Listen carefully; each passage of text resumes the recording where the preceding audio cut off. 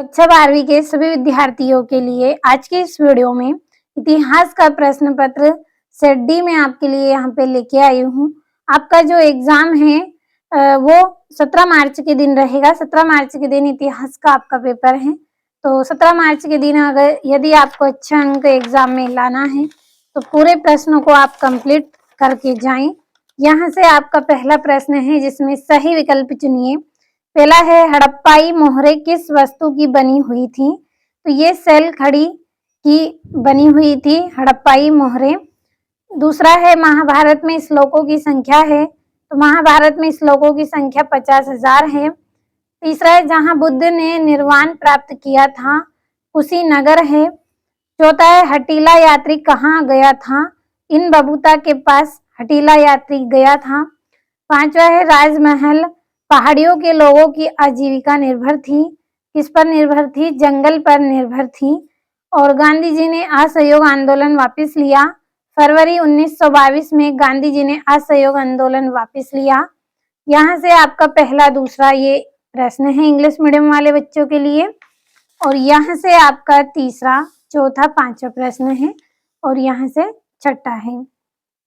दूसरा आपका प्रश्न है रिक्त स्थानों की पूर्ति कीजिए। पहला है फ्रांसवा बर्नियर एक डेडेस यात्री था, तो यह एक फ्रांसीसी यात्री था। दूसरा है आरंभिक भारत का सबसे प्रसिद्ध विधि डेडेस ग्रंथ है, मनुस्मृति ग्रंथ है।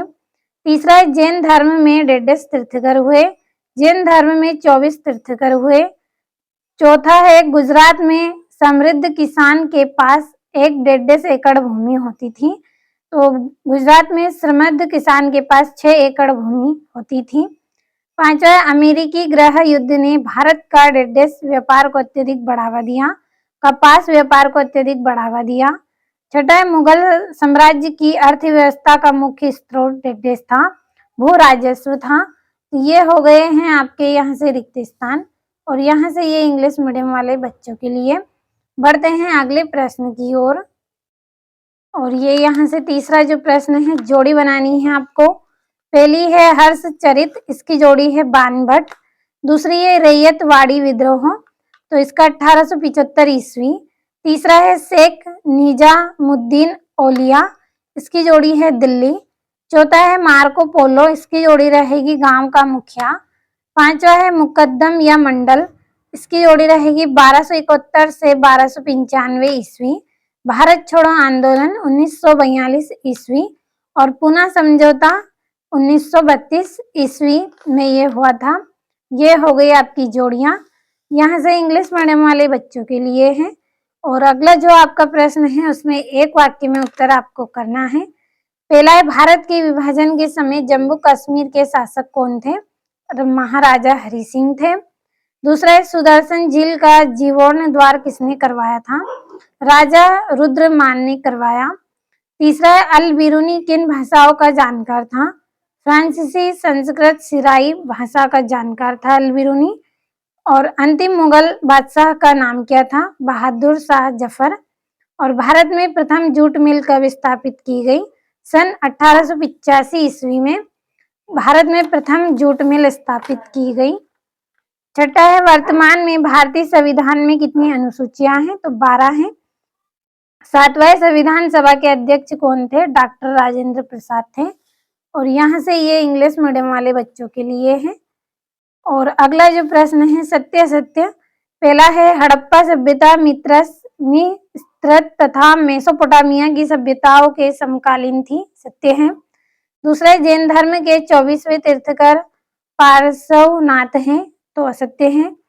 तीसरा है मलिक मोहम्मद जैसी द्वारा रचित प्रेमाख्यान का नाम पद्मावत है, तो असत्य है। और चौथा है रिहला इब्न बबूता की रचना है, सत्य है।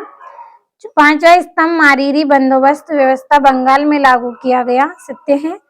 और 1859 ईस्वी में अंग्रेजों द्वारा परिसीमन कानून बनाया गया, तो ये भी सत्य है। और ये यहाँ से इंग्लिश मीडियम वाले बच्चों के लिए है। और ये यहाँ से छठा प्रश्न संविधान सभा में हिंदी को राष्ट्रभाषा बनाए जाने के विरोध में क्या तर्क दिया गया? केंद्रीय सूची क्या है? सातवां, देशी रियासतों का एकीकरण किसने किया तथा एकीकरण की प्रक्रिया कैसे हुई। और 8वां है हड़प्पा सभ्यता की कृषि प्रौद्योगिकी के विषय में आप क्या जानते हैं। और 9वां है इन बबूता ने अपने वृत्तांत में दिल्ली शहर का वर्णन किस प्रकार किया। 10वां प्रश्न जल्दी से समझेंगे। सूफी सिलसिले किन दो वर्गों में विभक्त थे। और राजा कृष्णदेव राय की उपलब्धियों की विस्तृत विवेचना कीजिए। और मुगल काल में ग्राम पंचायत के मुखिया का चुनाव और उसके कार्यों की विवेचना कीजिए।